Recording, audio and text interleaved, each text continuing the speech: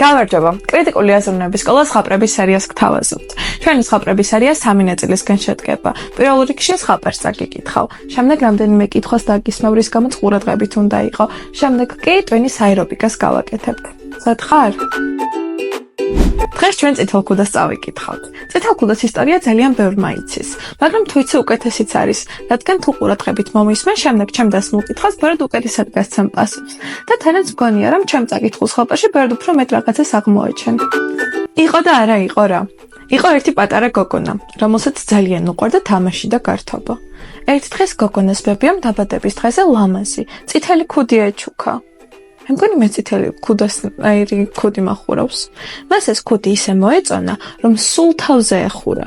ამიტომაც მას შემდეგ ყველა წითელ ქუდას ეწახდა.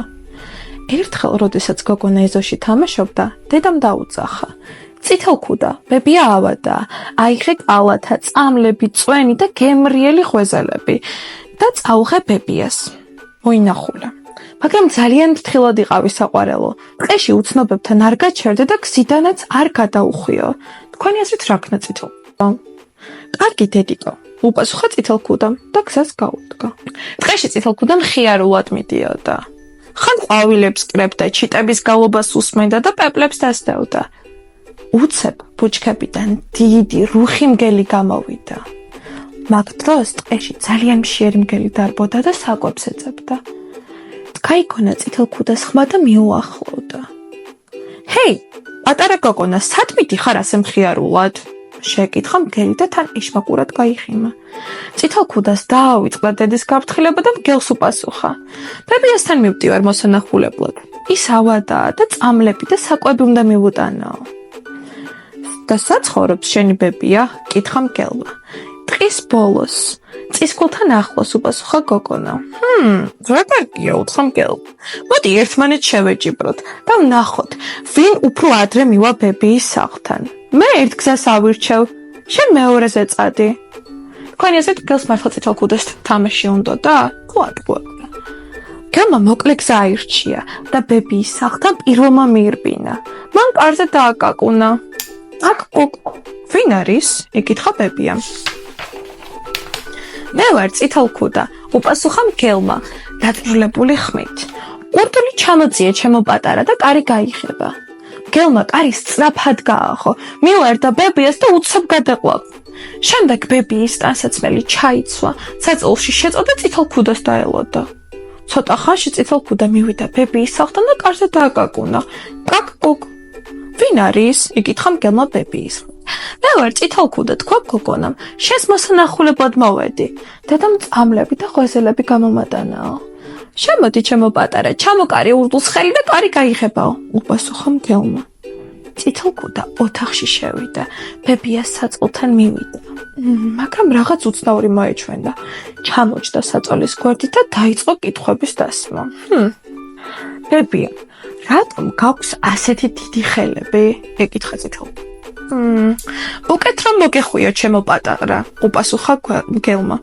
ბებია, რატომ გაქვს ასეთი დიდი ყურები? კითხა წითელ ქუდა. უკეთ რომ მოგისმინო, უპასუხა მგელმა. ბებია, რატომ გაქვს ასეთი დიდი თვალები? ისევ ეკითხა წითელ ქუდა. უკეთ რომ დაგინახო, უპასუხა მგელმა. ბებია, რატომ გაქვს ასეთი დიდი კბილები? კითხა წითელ ქუდა. რომ უკეთ შეგჭამო, დაიღრიალა მგელმა და ჩაყლაპა წითელ ქუდა. ამ დროს ბებიის სახლთან მეტყევეებმა ჩამოიარეს. ხმაური რომ გაიგონეს, სახლში შევარდნენ. მგლის მუცლიდან ბებია და წითელ ქუდა ამოიყვანეს. მას შემდეგ წითელ ქუდამ კარგად იცოდა, რომ უცნობებთან ფრთხილად უნდა ყოფილიყო. ის უფრო დამჯერი გახდა და ყველას უყაბოდა თავის საოცარ ამბავს.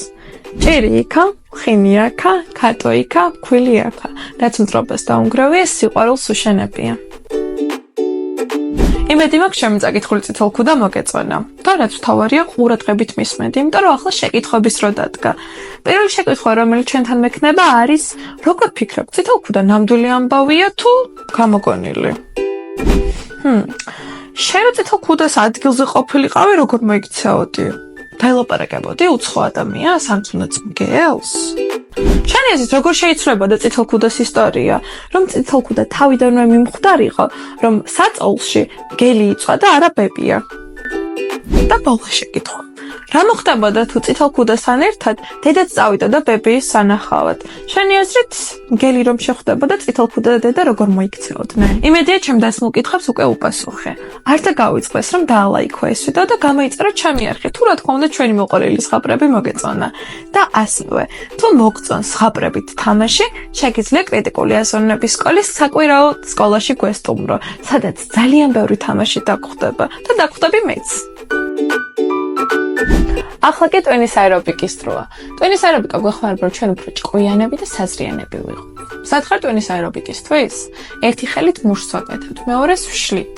მოდი მოძრაობებით ერთ ნელა დავიწყო, შემდეგ კი ნელ-ნელა ავუჩქაროთ.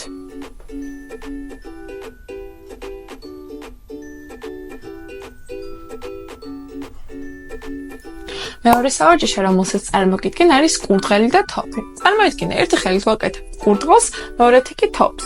ეს საوارჯიშე ერთდროულად უნდა გავაკეთოთ. შეიძლება თავიდან ძალიან გაგიჭირდეს, მაგრამ ბევრი ვარჯიშით დარწმუნებული ვარ, რომ ძალიან კარგად გავაკეთო.